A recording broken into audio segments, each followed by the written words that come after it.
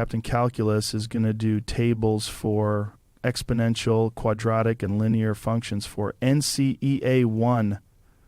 This stuff just blows my mind. Who would have thought that you could actually do tables? It's incredible, dude. I was happy with graphs.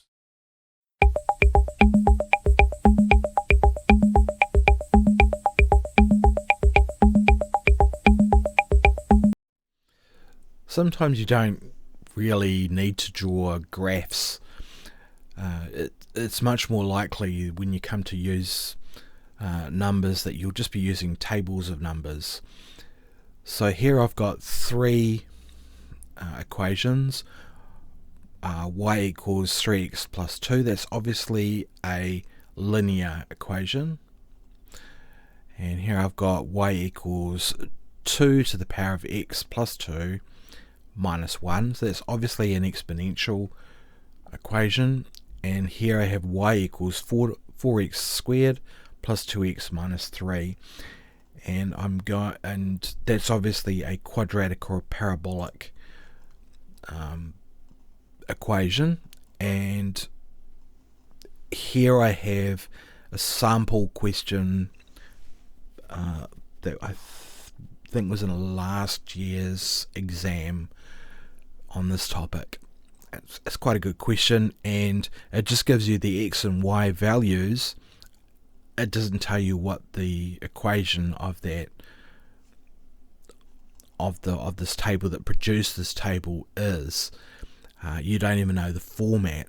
So we're going to go through this and see if we can find which one is which. So the immediate question is, how can we tell which of these is linear, which ones are exponential, which ones are quadratic? And I'm going to be using Microsoft Excel. You can use any spreadsheet. This happens to be the most common one. It's just the one that's on my computer at the moment. There are free ones. Google Sheets is a pretty good one. What I've got here is I've got in this column here I've got values for x, and I've just arbitrarily said let x equal -2, -1, 0. So they're starting at -2 going up to +5 and lots of 1. And in these cells I'm going to sort of translate this equation into spreadsheet form, so it creates a table like this. And how I'm going to do that, I'm going to highlight that cell and I'm going to hit equals. And what that tells the spreadsheet is that what I put into this cell, or what the software puts into that cell, it has to work out first. So whatever's in this cell is equal to 3 and then star, which is multiplied. There's no times button on a keyboard, strangely. Instead of x, I'm going to hit A2, which kind of makes sense because we're saying y, which is whatever's in this cell, is going to be equal to 3 times x. Well, if x is -2, in this case, it's going to be A2, and then I'm going to add 2 to that, and then I'm going to hit enter, and it gives us the value of y if x equals -2. So -2 times 3 plus 2 is -4. So how do we fill in these ones? Well, we could do that over and over again, but one of the beauties of spreadsheets is that it can do these calculations really, really quickly. So I'm going to get the cursor and I'm going to move it here over the right bottom corner of that cell, so you get this crosshair, this black crosshair. I'm going to hit the mouse and I'm going to copy that down, and it's going to copy that formula down for each of these cells. So in this cell here we get 3 times 1 plus 2 is 5. For this one here it's 3 times 2 plus 2, it's 8, and so on. So we get a table now in this form here. How would we tell that this was a linear equation if we weren't given this formula, this equation, and we were just given this table. Well, the way we could tell is the difference between each of these is the same. So in other words, the difference between this and this is 3. The difference between this and this is 3. In other words, this cell minus this cell is 3. This cell minus this cell is 3. So it goes up in lots of 3. And I've done that already using pretty similar things. So I've said equals whatever's in this cell minus whatever's in this cell, and this one is whatever's in this cell minus whatever's in this cell. And the difference is 3. If the difference is always the same, it's a linear equation. This number will always be the same, by the way, as this number here, because it increases by lots of 3's. So far, so good. What will we do? Just move that there. For this one here, this is an exponential function, so I'm going to highlight that cell there, and I'm going to say I'm going to put whatever's in the cell is going to be equal to 2, and then that symbol there, I think the proper name for that is roof, is pointing up, and it's sort of the shorthand, the CAS shorthand for to the power of, and I'm going to put whatever's in there in brackets. So I don't put x, but I'm going to put -2, and then I'm going to add 2, and then I'm going to close brackets. And then sometimes you need to put a space bar. I am going to put a space bar in this case. So just have a look at what I've done. So I've said in this cell, take whatever's in this cell, 2 to the power of a2, where a2 is -2, plus 2 is 0. So 2 to the power of 0 is 1. 1 minus 1 is 0. So notice these haven't changed because they still have the last formula that I put in there. So I'm going to copy that down, and it's going to, almost by magic, fill in those cells. But notice now the difference between those cells is not constant. Don't worry about this column just yet. The difference in these cells is not constant. But notice something though. Instead of this cell minus this cell, the difference is that they sort of double. The difference between these cells doubles. Therefore, it's an exponential. So if this divided by that, that's 2. This divided by that is 2. This divided by that is 2. Okay, so just go through that again. This is this cell minus this cell. So the change from this to this is 1. The change from this one to the next one is twice the last one. So each time it sort of it doubles, the difference doubles, which kind of makes sense because that's what this thing up here is telling us. If this is the case, if the first difference is a multiple, if it doubles, then it must be an exponential function, and the amount that it doubles by is the root, the base number. It's just a really good way of working out what is the base number.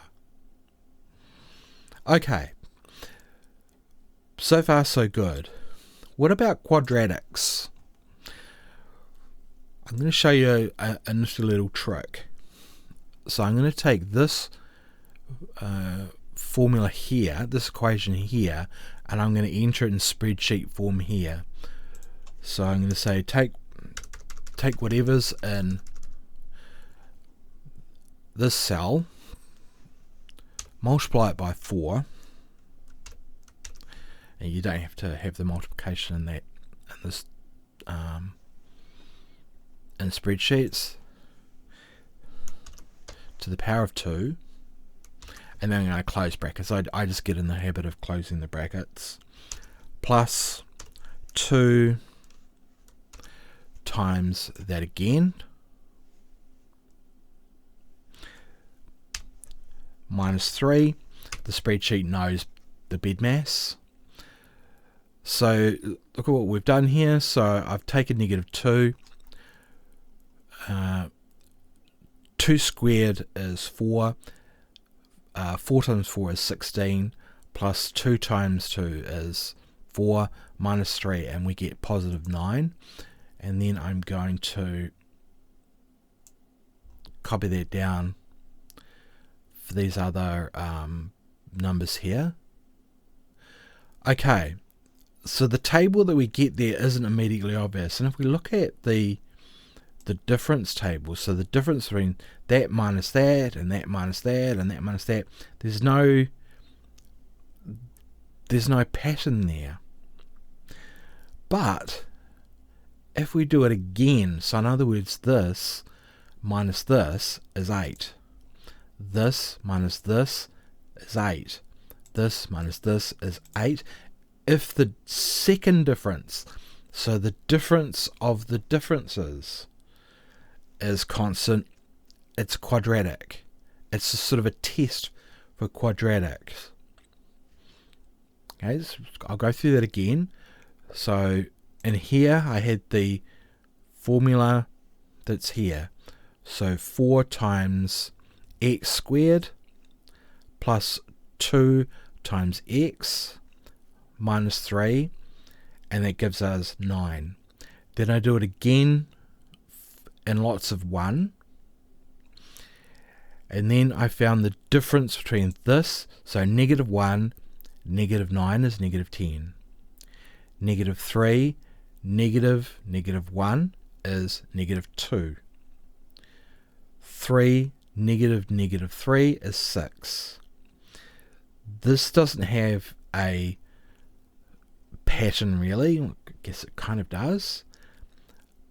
But the second difference, so it's the minus the minus is a constant, so therefore it must be quadratic, and we would just continue from there. Okay. Let's have a look at this table here. So obviously in the exam you're not going to have a spreadsheet, so let's have a look how you would do that on your calculator.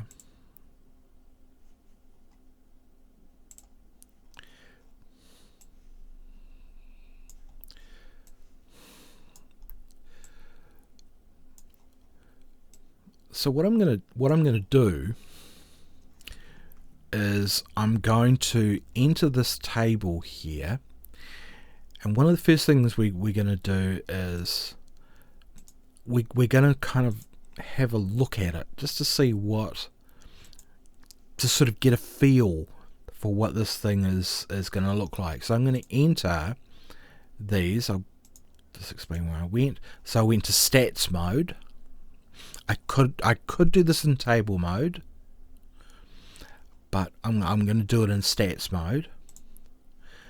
And I'm going to enter this table in here in the calculator. So 1, 2, 3, 4, 5. Okay, and then I'm going to enter these here: 24, 35, 48, 63, and 80. So I've entered those, and now I have these sets of points, and then I'm going to graph one again, and it gives me a kind of a look, a feel of what these points are. So they kind of look a bit straight, but they are kind of bendy. So I suspect this is either an exponential or more likely a quadratic.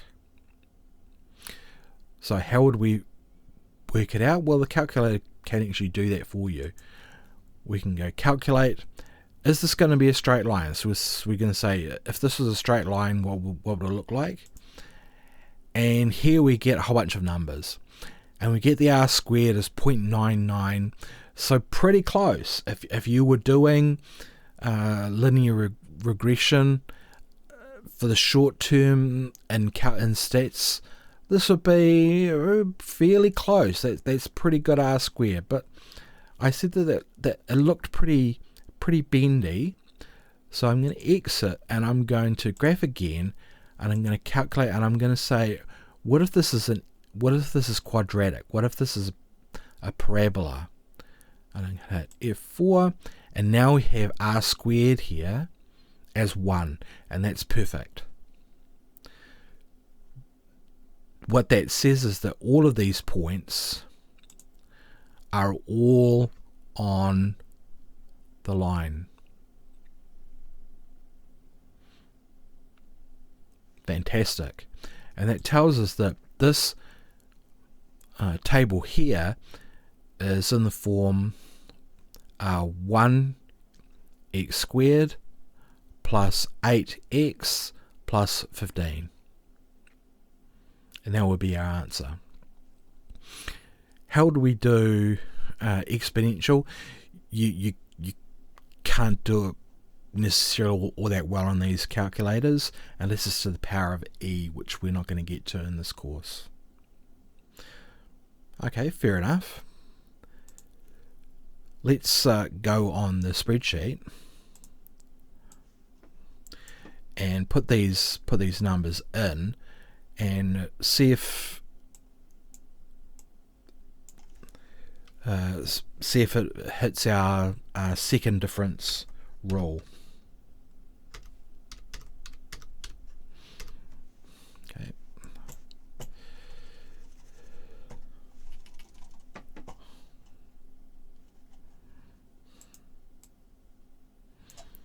Delete those.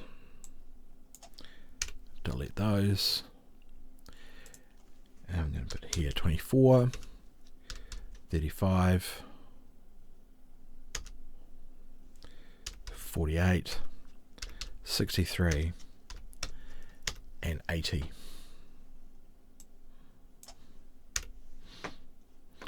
And when we look at the second difference is 2, therefore this must be quadratic, and we will just continue in this form here. So if you were to answer this question, justify your answer by showing appropriate mathematical working, you would get points for doing the second difference test. So you'd have the difference 35 minus 24, 48 minus 35, you'd do that, and then you'd find the difference of that, and you'd find a difference of 2. And that's how you work out whether something is quadratic, exponential, or linear. We've covered quite a bit. It may help to just watch this over again until you're satisfied that you've got it before we go through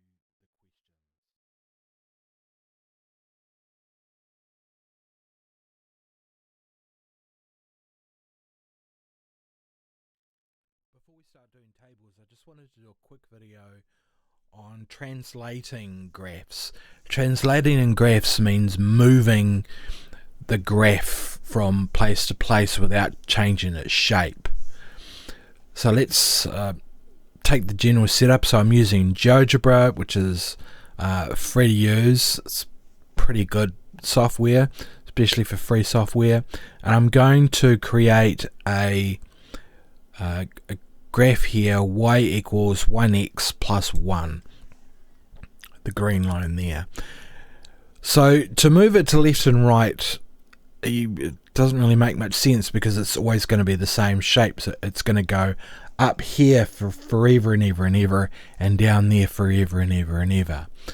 But we can move it up and down, and we would just do that by changing the c at the end of it. So it's going to be 1x plus 1 at the moment, and if I change that c at the end here, if you look at this number here, it's just going to be moving up, and then it's going to be moving down again as c gets smaller and smaller as this loop goes on and on and on. And I'm going to stop it there at 4.65, and notice that this is still the y-intercept. So this can go down to infinity, this can go up to infinity. It's always going to have that same shape, it's always going to have that same gradient unless I change it. And it's going to move it back to 1. Yep. So it's just going to go up and down. So whether this is translating up and down or to the left and the right, kind of the same thing when we're talking about lines.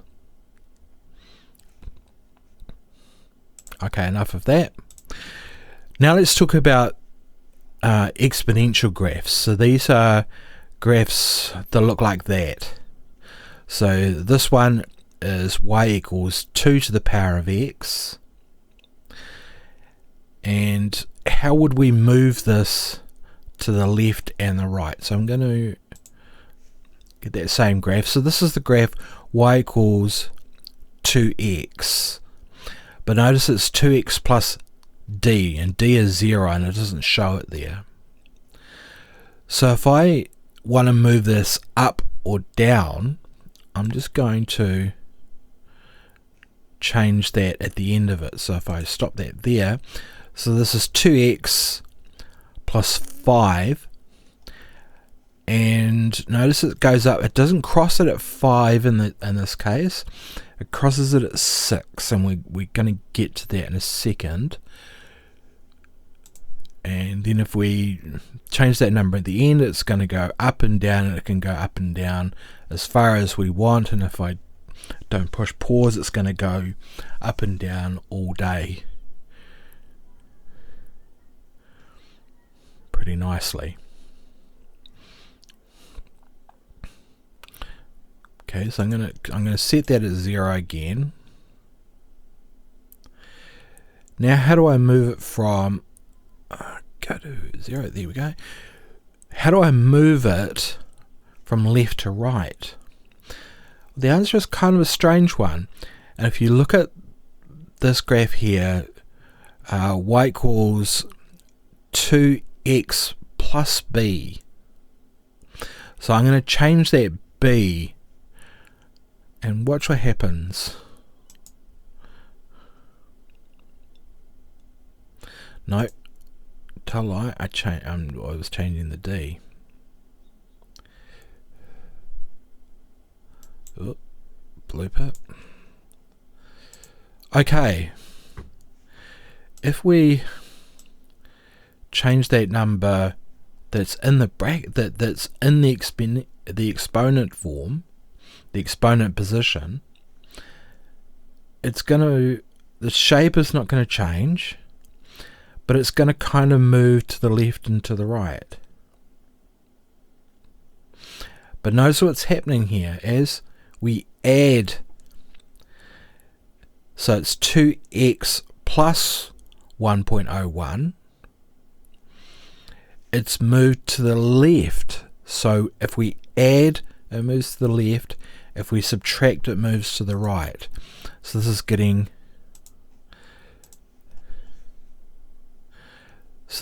more and more negative. And now it's getting more and more positive, and it's moving to the left.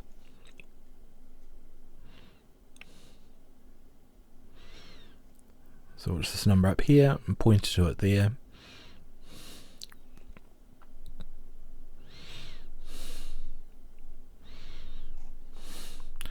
Okay, what happens when we change the number, the base number? Well, it does something quite interesting. So this is y equals 2 to the power of x, and it goes down here and it gets closer and closer and closer to the x-axis. If I zoomed in, it's not going to quite ever touch that x-axis. It's an asymptote, which means it's going to get really, really, really close to that x-axis as we go on for infinity, but it never quite gets there. And notice where it crosses the y-axis. the y-axis, it crosses it at 1. So think about why that is. And now I'm going to put in y equals 3 to the x. Okay, so when x is greater than 0, it kind of shoots up faster than this one. But notice what happens when it's below that 0 point, that x equals 0. It actually goes below and it's going to approach that x-axis quicker. It's never going to get there. It's still an asymptote. And if we do it for 4 and for 5, the pattern continues. Notice though, if we zoom in, they all cross the y-axis at 1. Why is that? Well, 2 to the power of 0 is 1. 3 to the power of 0 is 1. 4 to the power of 0 is 1. So they kind of converge on that point there. So just to show you that they never actually, it never actually touches the y-axis, the x-axis I should say. I'm going to zoom in and it's getting closer and closer and closer to that x-axis as I zoom in, but it never quite gets there. It kind of looks like it's crossing it because I've changed the settings for that line so you can see it.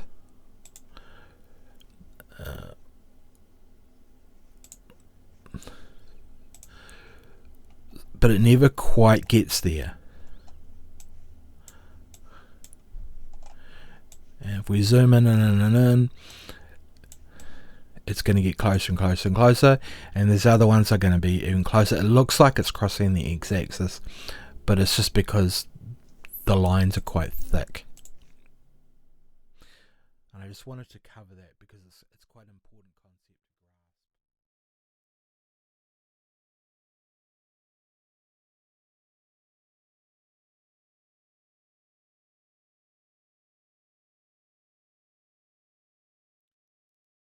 Alright, let's do some examples. This is the first time I've gone through them.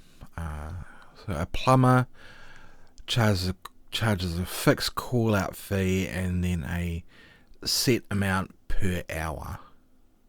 Okay, so set amount per hour is the rate of change, and if it's fixed call-out fee, that would imply that this is a linear relationship. So plumbers, when they come out, they'll charge you a fee to come out, and then for every hour it takes them to fix whatever's wrong with your pipes, they charge an hourly fee.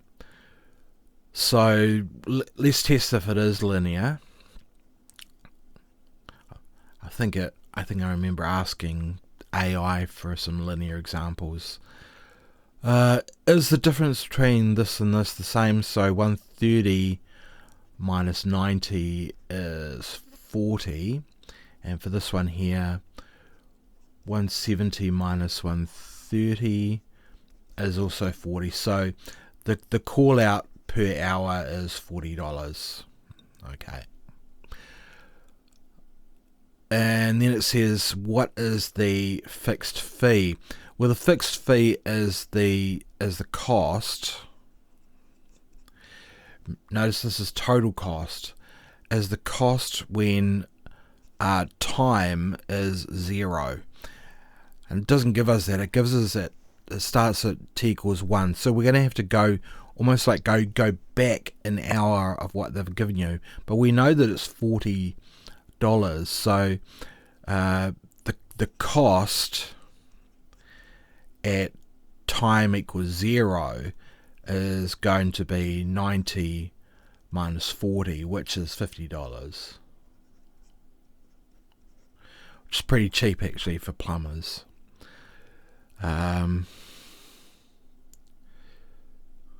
Yeah, that's what it is. Let's do the equation. So the equation, let's say the cost as a function of time in hours is going to be 50 plus 40 times however many hours, and time is in hours. If it doesn't ask for that, but that's kind of implied.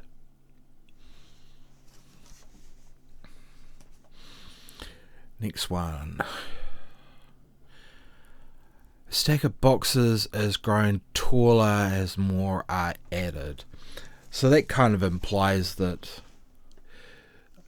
this isn't going to be exponential or quadratic. It's probably going to be linear again. Boxes, if we kind of presume there that all of the boxes are the same height, then okay, so would it be a starting amount? Okay, so let's test that these are the same jumps. Notice these are in twos, but the fact that they're in twos is okay as long as it's consistent. It's in twos. So 58 minus 34 is 24, and 82 minus 58 is 24 again. Okay, so there it's 24 for each two boxes that are added. So each box must be 24 divided by 2, which is 12 centimeters. Okay, how tall is one box, and what is the starting height? Okay, so they obviously must be getting sort of stacked on a piece of wood or something. So there must be a sort of a piece of wood or something that they're on, and then the boxes are getting kind of stacked like that. So we know that these are 12 centimeters, and now we have to work out how big this block of wood is. Okay, it always helps to do a little, if you're not sure, just sort of in your head to sort of conceptualize it. So each of those, how much is the starting height? Okay, so if two boxes are 24, so if we took those two boxes away, so 34 minus 24 is 10. So this must be 10 centimeters. So it doesn't ask for, but I'll give it to you anyway. So the height, let's say the height is equal to 10, which is what we started with, plus 12 times x, and let's say x is number of boxes.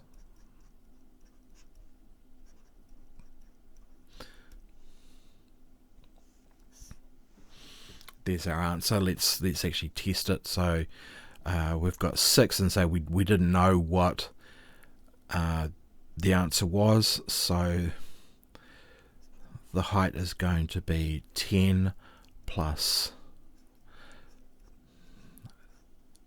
6 times 12 is 72. That's 82. So yep, it works.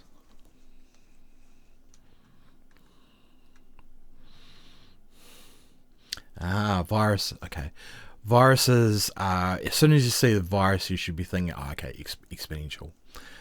Virus spreads rapidly by doubling each day. Okay, so they've told us the growth factor, and they've told us that it's exponential, just explicitly. Okay, so it's exponential, so it's going to be some initial amount times the rate to the power of the number of days.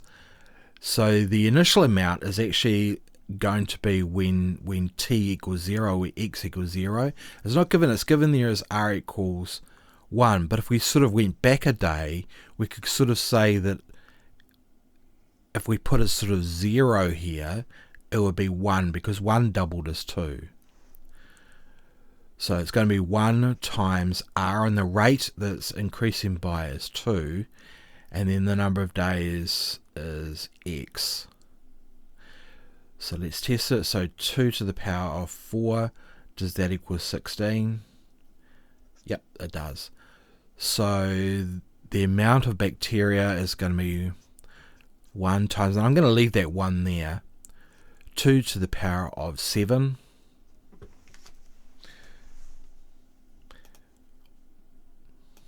Which, if you do computer science, you should know that straight off the top of your head, but I'll just do it. 2 to the power of 7 equals 128.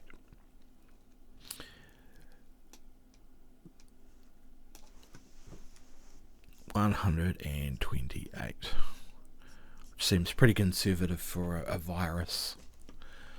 Okay, so it's infected people. So 128.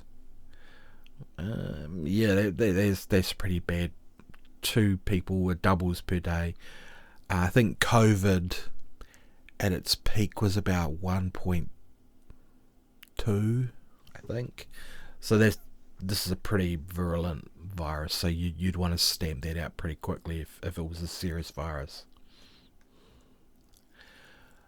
Okay, a bacteria colony triples every hour. So they've told us explicitly there that it's exponential. So it triples, so our rate of increase is going to be 3. And H is the number of hours. So rule for the number of bacteria after H hours. So we still want it. The amount of bacteria is going to be equal to the initial amount times the rate to the power of H. Let's sort of test that. And A is going to be the amount at time 0. So the amount at time 0 we know is 5, and the rate is 3. Is that going to work? So let's sort of work it out. So let's sort of say the number of bacteria, let's say it's B.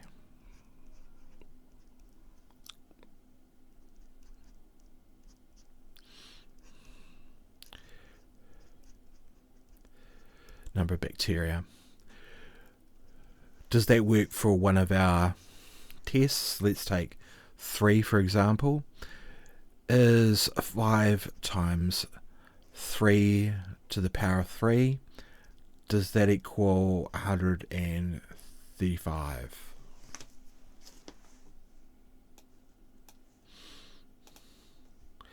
So 3 to the power of 3 is going to be 27 times 5, 135. Yep, it does work.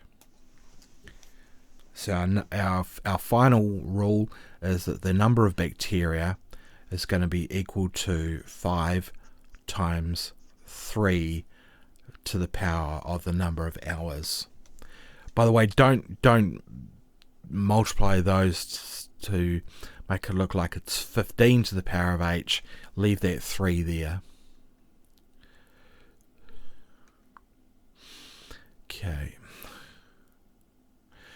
A farmer builds a rectangular pen using 40 meters of fencing along 3 sides, not the 4th wall, along a wall. Okay. What width gives the maximum area? So this doesn't look like it's linear because it goes up between there and there, and then it goes up, but then it goes down from there to there. So it's obviously not linear. It probably can't be exponential either. So this is probably quadratic. So it's going to be in the form ax squared plus bx plus c. which are notoriously difficult to do unless we do simultaneous equations. We've got enough information here to do simultaneous equations. And after we've done simultaneous equations, we'll actually come back and do this, I think. So I'm leaving a little star for myself. 40 metres of fencing. Okay. So the area is going to be something, is going to be a function of m. Is this quadratic? Well, let's actually cheat a little bit and use our table that we had. So I'm going to put those in.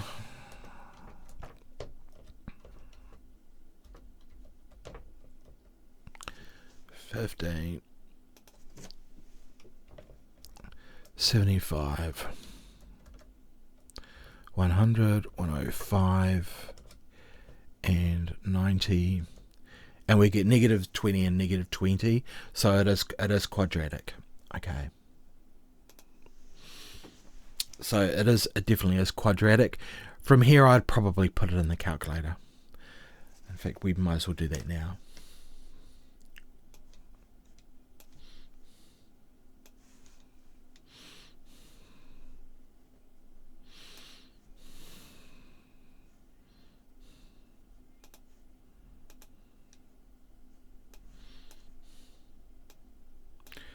So we go to menu,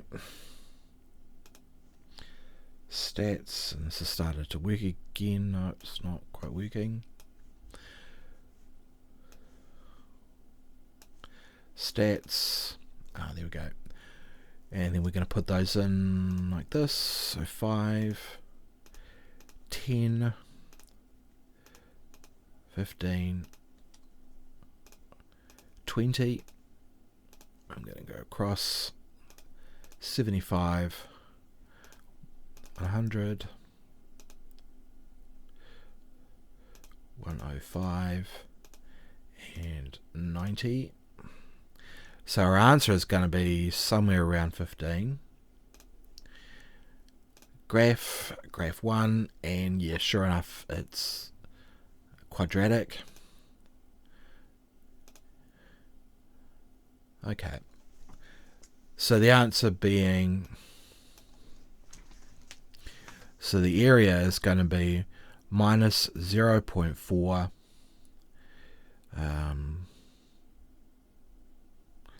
times the width squared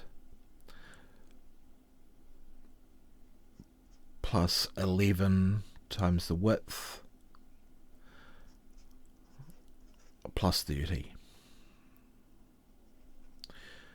So once we've done that, we can find the maxima, and we'll probably just go into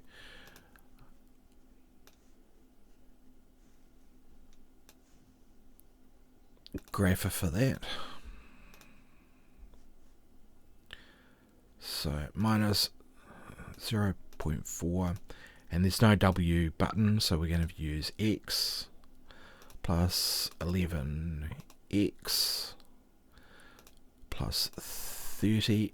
I'm going to put it in, I'm going to draw it, and there's our nice parabola. G-solve, we want to find the maximum value, and it's found it there. So 13.75 and 105.625.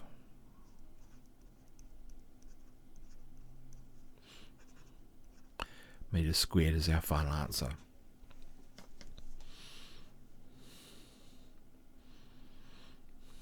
Okay. The profit from selling ice creams depends on how many are sold. Okay, yeah, that kind of makes sense. That doesn't give us any clues. Ice creams sold, so they make a loss here, and then they start breaking even at when they've sold 2 ice creams. And these must be pretty spectacular ice creams. Okay. $15 ice creams, okay. So is this quadratic? Might be. It's definitely not linear because it goes down and then it comes up again. So let's test. Do our little test. So 0, 1, 2, 3, 4.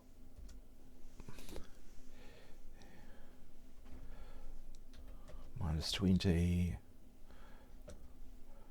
minus 5, 10, 25, 40.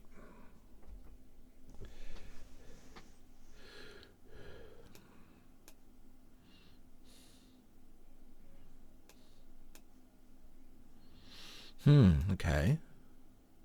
I take that back. It might be linear.